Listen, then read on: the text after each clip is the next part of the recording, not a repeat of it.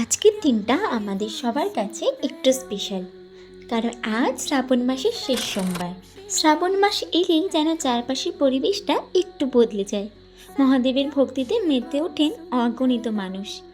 আর শ্রাবণ মাসের প্রত্যেকটা সোমবার শিব পুজোর জন্য বিশেষ গুরুত্বপূর্ণ বলে মনে করা হয়।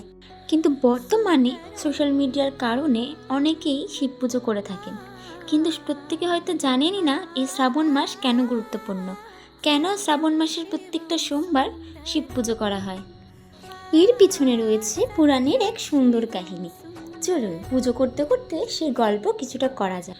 পুরাণে সমুদ্র মন্থনের সময় দেবতা অসুররা যখন সমুদ্র মন্থন করছিলেন, তখন সেখান থেকে প্রথমে উঠে আসে ভয়ঙ্কর হালাহল বিষ। সেই বিষের প্রভাবে সমস্ত সৃষ্টি ধ্বংস হয়ে যাওয়ার আশঙ্কা তৈরি হয়। তখন দেবতা ও সমস্ত প্রাণী মহাদেবের শরণাপন্ন হন। সৃষ্টিকে রক্ষা করার জন্য দেবতা সেই বিষ নিজের কণ্ঠে ধারণ করেন।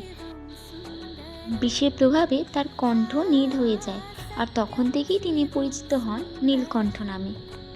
বিশ্বাস করা হয় মহাদেবের শরীরের উত্তাপ কমানোর জন্য দেবতারা তার মাথায় জল অর্পণ করেছিলেন। আর সেই বিশ্বাস থেকেই শ্রাবণ মাসে শিবলিঙ্গে জল ঢালা বা জলাভিষেকের বিশেষ প্রচলন রয়েছে। আর সোমবারকে মহাদেবের প্রিয় দিন হিসেবে মনে করা হয়।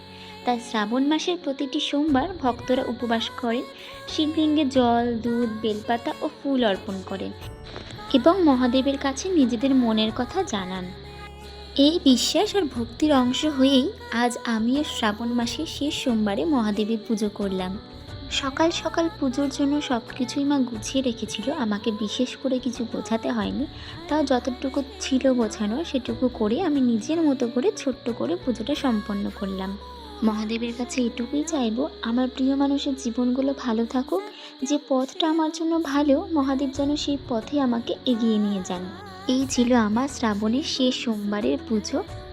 আবার দেখা হবে নতুন কোনো দিনের গল্প নিয়ে। হর হর মহাদেব।